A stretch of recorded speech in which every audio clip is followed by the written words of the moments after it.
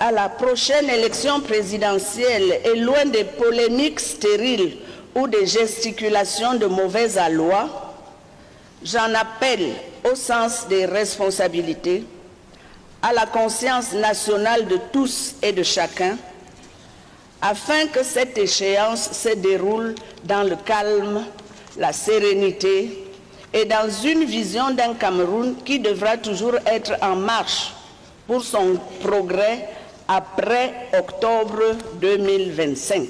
C'est pour cela que je voudrais exprimer ici une doléance, je dirais même une prière, que ceux qui ont la charge d'organiser sachent organiser conformément aux règles établies.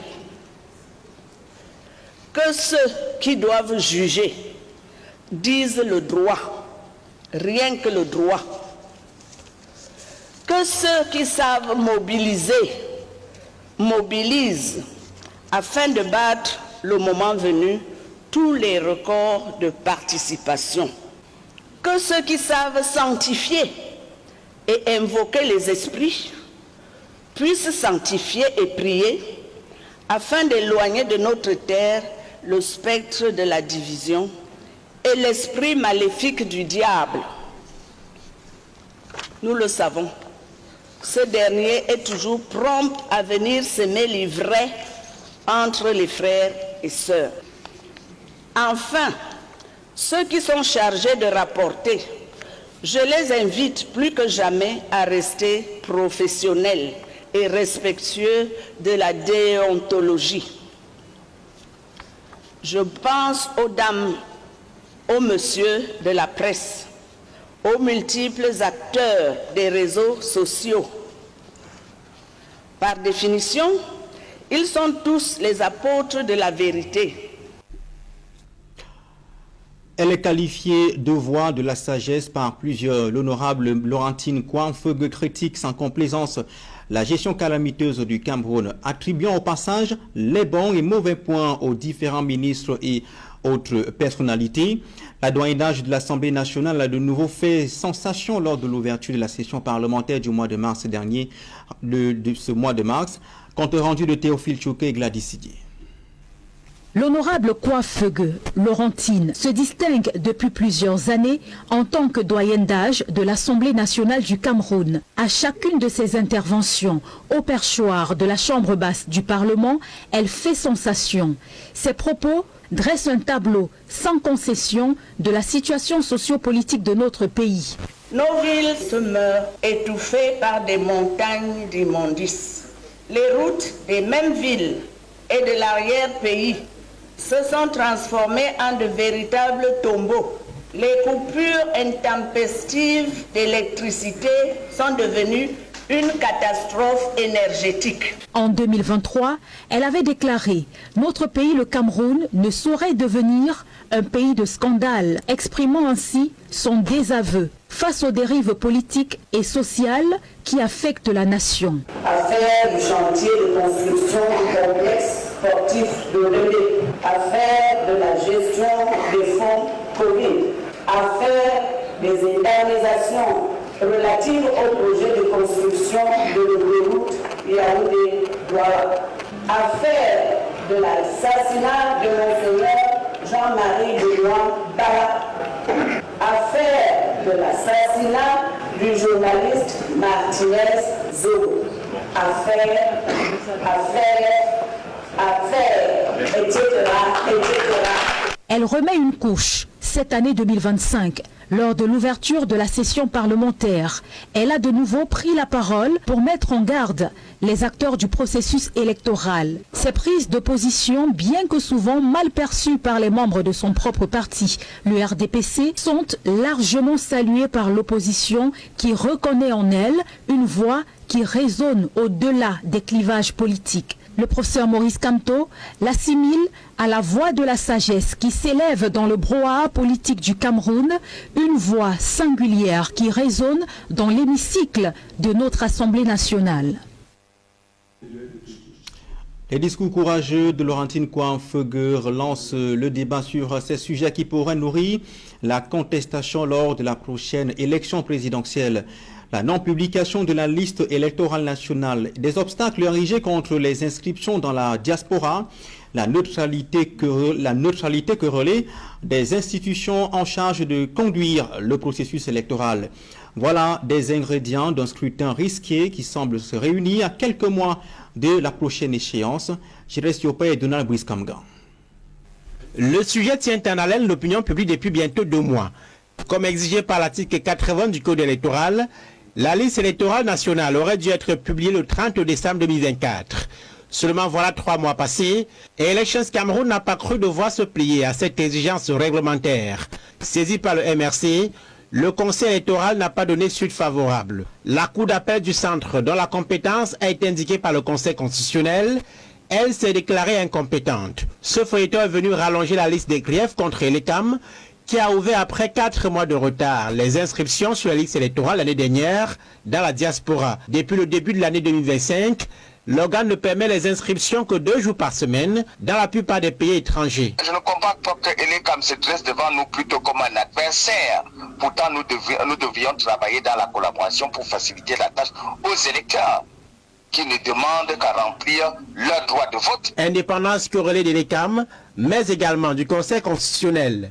En novembre 2024, le président de l'instance, Clément Tangana, crée une vive polémique en participant à une réunion des élites du département d'Union Esso, sanctionné par un appel à la candidature de Paul Biya à la présidentielle. La controverse a depuis lors rongé la sérénité dans la classe politique de l'opposition, au point où certains estiment qu'il est nécessaire de remettre à plat tous les instruments de gestion des élections pour une présidentielle apaisée. Parce que les esprits sont surchauffés, hein. On le sent quand on est en contact des populations. Si le président Paul Biya croit effectivement que le Cameroun et les Camerounais lui ont donné, il devrait réformer le code électoral. Voilà, il y a une session parlementaire bien. Mais pourquoi ne pas déposer un projet de loi qui crée un organisme électoral véritablement indépendant ou organise l'élection de 2025.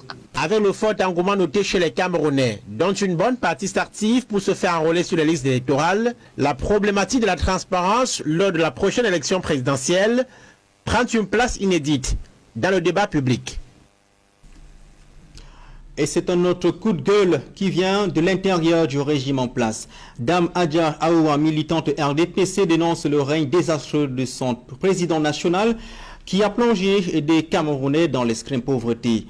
Accompagnée de certaines figures politiques de la société civile, essentiellement des femmes, elles interpellent le chef de l'État à prendre ses responsabilités. Compte rendu de Carlos Minoué et Julien Berthe-Bissaï. Il n'y a pas d'eau, il n'y a pas de lumière. Je suis à Douala. Depuis 1h du matin, on a coupé la lumière. La lumière est revenue à 5h du matin. Comment est-ce que quelqu'un peut se lever à 5h du matin, aller travailler? Les commerçants vont fonctionner comment? C'est inacceptable. Tout en colère, c'est une militante RDPC, Adja Awa, qui dénonce les conditions de vie précaires des milliers de Camerounais. Originaire du Septentrion, elle s'indigne du mauvais état de la route nationale numéro 1, desservant les régions de l'Adamawa, le nord et l'extrême nord du pays. Le Grand Nord ne peut pas aujourd'hui se développer parce qu'il n'y a pas de route. Et ce n'est pas une histoire seulement de 1 an, 2 ans, 3 ans. Ça dure des années aujourd'hui. Pour quitter Kousséri Maroua, des trucs que tu pouvais faire 3 h, 4 h du temps maximum. Aujourd'hui, tu quittes à 6 h du matin à Kousséri. Tu arrives à Maroua vers les 23 h minuit. En compagnie de l'avocate Maître Alice Com, Maximilienne Gambet, toute responsable du REDAC, et Issa Abiba de l'UPC, Dame Adja Awa s'insurge contre la malgouvernance et le laxisme du chef de l'État. Ces ministres bandits là, à col blanc là, si vraiment il faut les enlever, il faut qu'ils quittent, qu'ils arrêtent de menacer le peuple, pas seulement ceci. Combien de populations souffrent du nord au sud? Quelqu'un parle, on dit on a arrêté tel, on n'a plus peur de vous. C'est-à-dire le peuple en a marre, nous sommes fatigués du nord au sud, de l'est à l'ouest. Au moment où plusieurs militants du parti au pouvoir appellent Paul Biya à se représenter à l'élection présidentielle d'octobre prochain, Dame Abiba à son tour s'interroge sur une telle opportunité, restant nostalgique du mode de dévolution du pouvoir à Paul Biya en 1982. Quand Aïdjo a senti sa faiblesse et sa mort venir, il a eu le courage de passer la main à quelqu'un d'autre. Il a laissé, et étant jeune en plus, pourquoi ceux qui ont reçu ne peuvent pas aussi faire la même chose? Moi je ne comprends pas. Le pouvoir là, le pouvoir, c'est Dieu qui donne, certes. Mais il y a des moments où, quand ça ne va pas, il faut laisser. À 7 mois du scrutin présidentiel très attendu des Camerounais, des sorties d'autres camarades de parti de Dame Adia Awa ne sont point à exclure, bien avant le jour dit tant attendu. Que ceux qui ont la charge d'organiser, qu'ils sachent organiser conformément aux règles établies. Que ceux qui doivent juger disent le droit, rien que le droit. Que ceux qui savent mobiliser, mobilisent, afin de battre, le moment venu, tous les records de participation. Enfin, que ceux qui sont chargés de rapporter, je les invite plus que jamais à rester professionnels et respectueux de la déontologie. Cette prière, voire doléance de la doyenne d'âge de l'Assemblée nationale, Laurentine Kouafégué, épouse Mbédé, lors de son allocution d'ouverture de la première session ordinaire de l'année législative 2025 au Palais de Verre Paul Biya, occasion une nouvelle fois pour l'élu RDPC de la Meufoua Famba de passer au scanner dans un style qui lui est propre, les derniers événements ayant marqué la vie de la nation.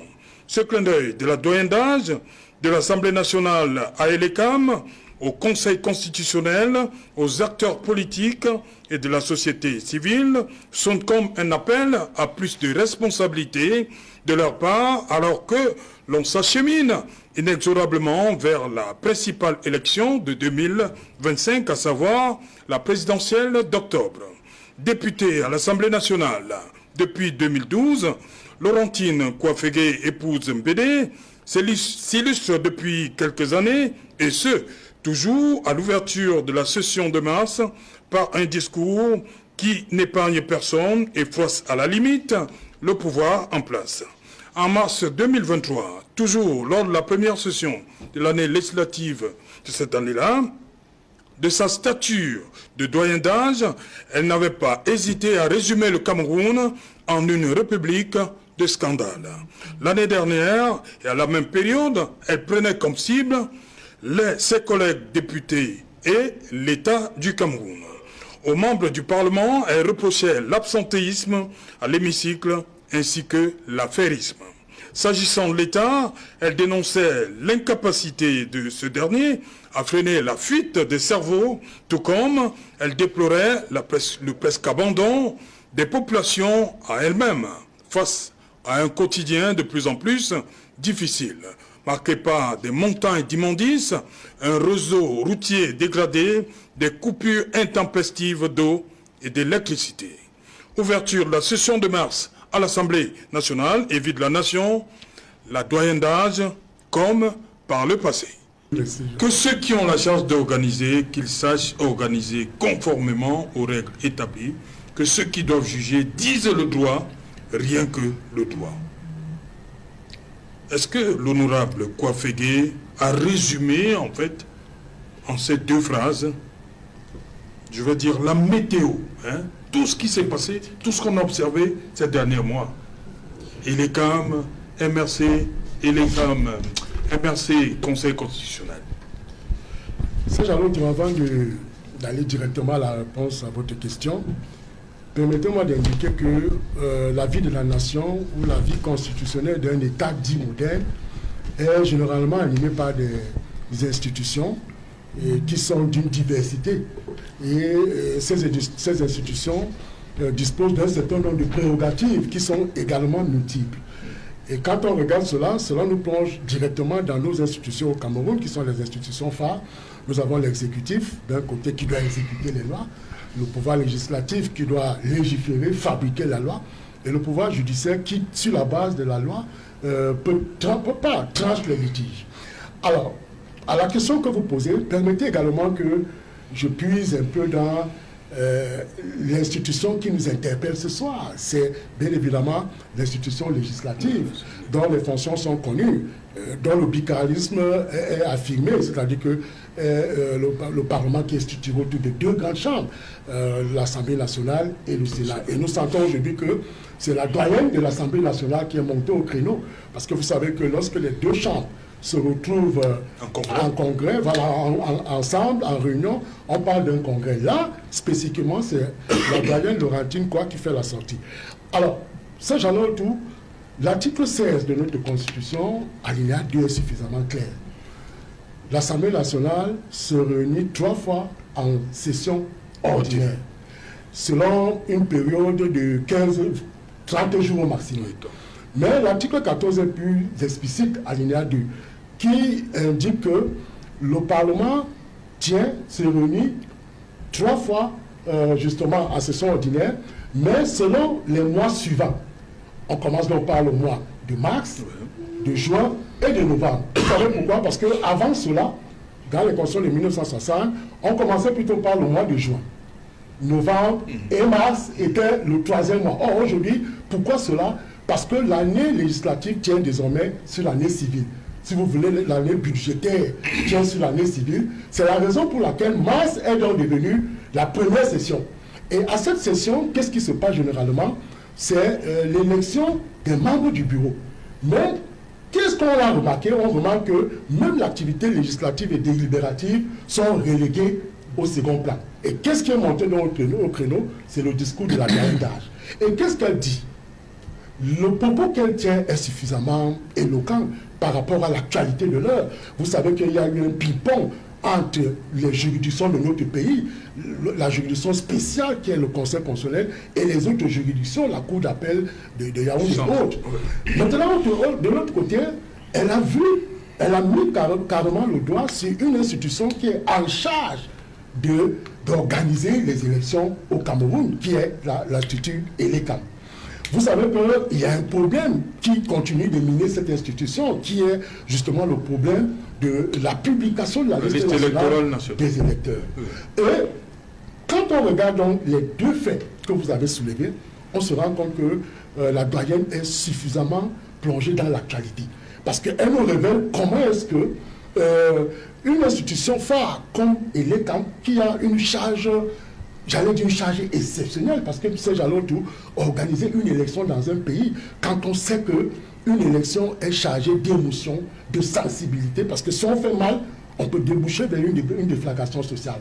Elle estime que cette institution doit travailler, c'est-à-dire que doit organiser. Et vous savez, dans la sémantique, je parle devant un professeur de lettres, quand on utilise une même expression 2 fois, ça traduit l'existence, ça traduit, au-delà de l'existence, ça traduit le fait qu'on y attache un intérêt vif.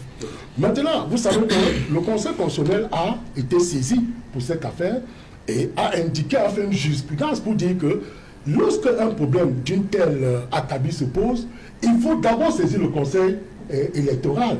C'est après cela que si vous n'êtes pas satisfait de la décision du Conseil électoral, vous saisissez le Conseil constitutionnel.